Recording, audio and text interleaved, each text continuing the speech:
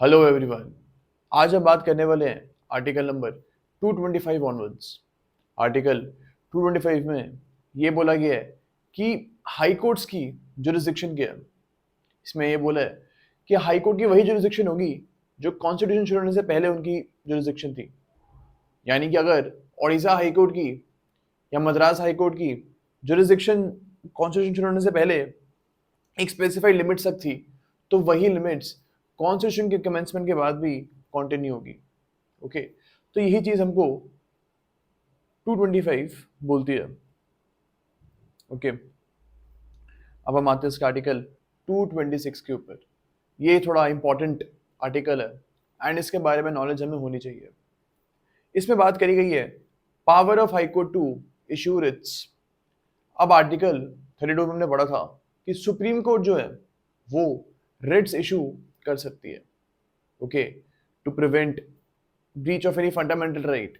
किसी पर्सन का fundamental right breach हो रहा है तो उसके लिए जो हमारी सुप्रीम कोर्ट है वो रिट्स इशू कर सकती है। सेम पावर जो है वो हाई कोर्ट के पास भी है। High court can also issue those 5 types of writs. इसमें एक और चीज बोली गई है। फॉर एग्जाम्पल, एक पर्सन दिल्ली में रहते हैं और इनके खिलाफ दिल्ली में मध्य प्रदेश गवर्नमेंट ने कोई फॉर एग्जाम्पल इनके फंडामेंटल राइट को वायलेट किया। आई एम नॉट सेइंग कि रियल में हुआ है, it's just a hypothetical example.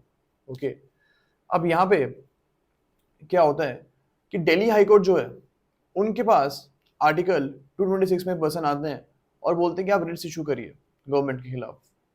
क्या दिल्ली हाई कोर्ट के पास ये पावर है कि मध्य प्रदेश गवर्नमेंट के खिलाफ रिट इशू कर दे?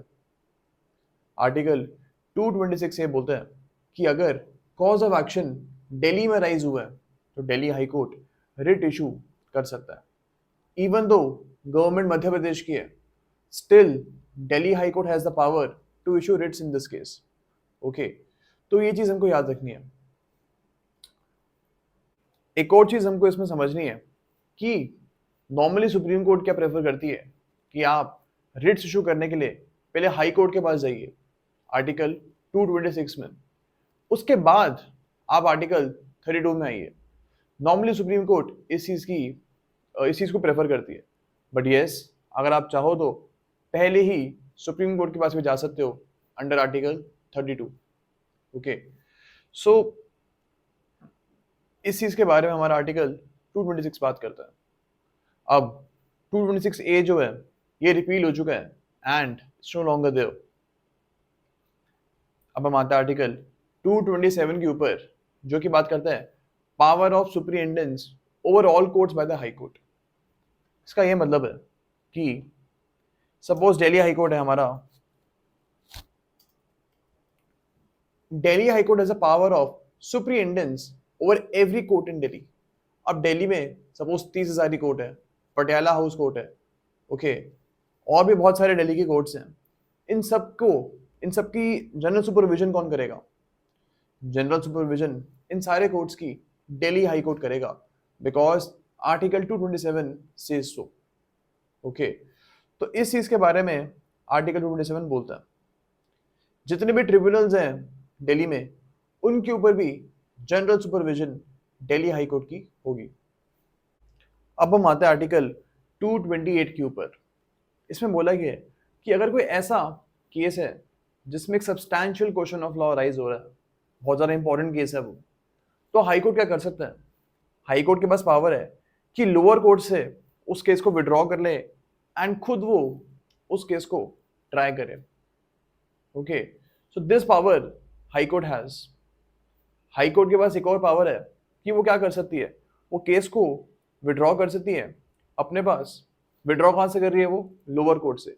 लोअर कोर्ट में एक बहुत इंपॉर्टेंट केस चल रहा है, तो हाई कोर्ट क्या कर सकती है, वो लोअर कोर्ट से उसको विड्रॉ कर सकती है, सुन सकती है, ट्राई कर सकती है, एंड फिर वो जो केस है उसको वापस वो लोअर कोर्ट को भेजेगी और लोअर कोर्ट को बोलेगी कि आप इसमें वही डिसीजन देना जो हाई कोर्ट ने दिया है। तो lower court will actually pass a decision in accordance with the decision of the high court.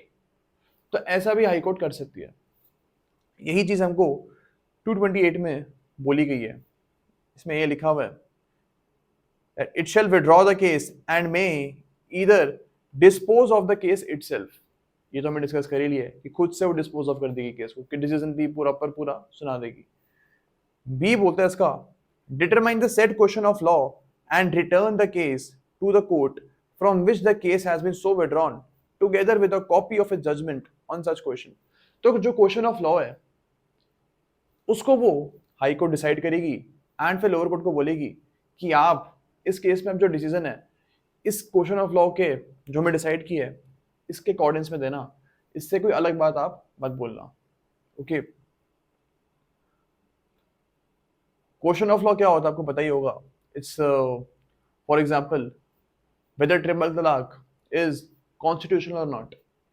अब ये क्वेश्चन ऑफ फैक्ट नहीं है, ये क्वेश्चन ऑफ लॉ है, बिकॉज इस चीज का जो डिसीजन है ये बहुत सारी पार्टीज को इफेक्ट करेगा.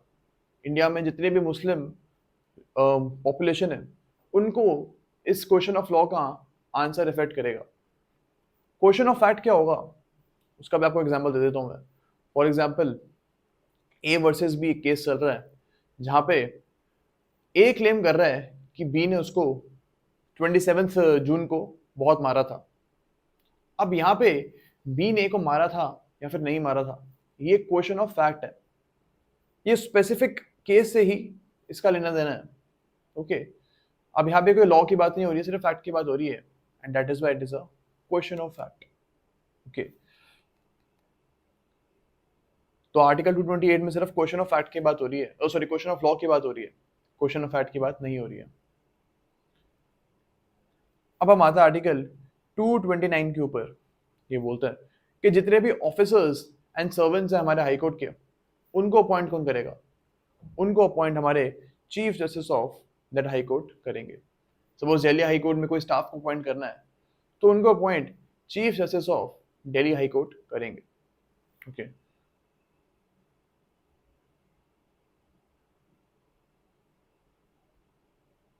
यही चीज हमको इसमें याद रखनी है बस.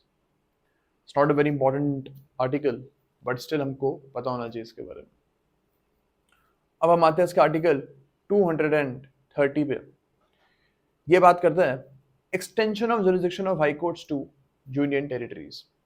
यानी कि ऐसा हो सकता है कि सपोज अगर हमारा कैलकाटा हाई कोर्ट है, उनको ये भी बोला गया है, सॉरी उनको ये भी बोला गया है कि आप for example Andaman and Nicobar या फिर लक्षद्वीप, इन यूनियन टेरिटरीज के भी केसेस आप सुनना. तो एक हाई कोर्ट को ये भी बोला जा सकता है कि जो एडजॉइनिंग यूनियन टेरिटरीज हैं उनका भी, उनके से भी जो केसेस आएंगे वो भी आप ही सुनोगे. तो दिस इज पॉसिबल. ओके, अब हम आता है आर्टिकल 231 के ऊपर.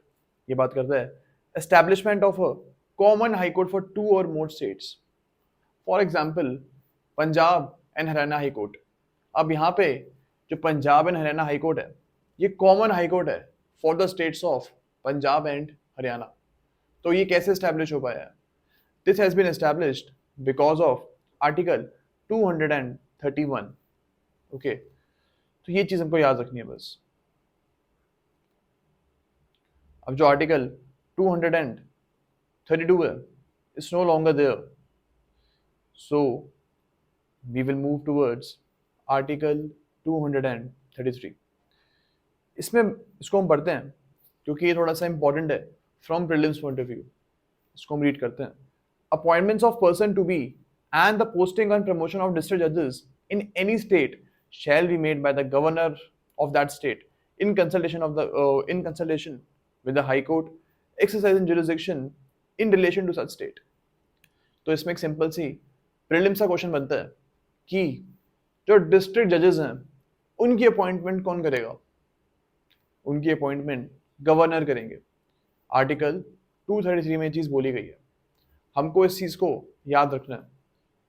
इसमें होता क्या है कि क्वेश्चन ये पूछ लेते हैं और बच्चे जो टिक करके आते हैं वो हाई कोर्ट के ऊपर करके आते हैं और फिर वो गलत हो जाता है. डिस्ट्रिक्ट जजेस को हाई कोर्ट अपॉइंट नहीं करते हैं, उनको अपॉइंट गवर्नर करेंगे. तो ये चीज हमको याद रखनी है.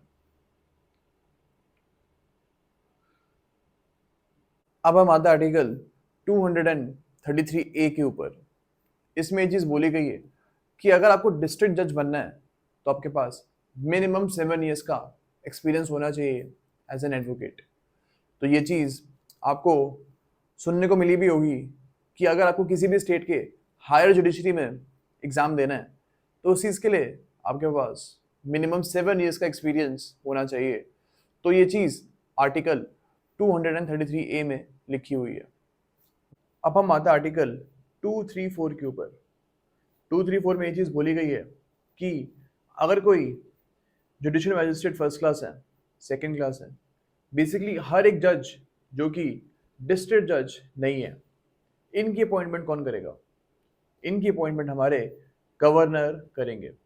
ओके, तो ये चीज़ भी हमको याद रखनी है। ऑब्वियसली इसमें एक और चीज़ लिखी हुई है कि गवर्नर को स्टेट पब्लिक सर्विस कमीशन को एंड हाई कोर्ट को कंसल्ट करना पड़ेगा बिफोर अपॉइंटिंग दीज ऑफिसर्स। अब हम आते हैं आर्टिकल 235 के ऊपर। इसमें बोला गया है कंट्रोल ओवर सबऑर्डिनेट कोर्ट्स।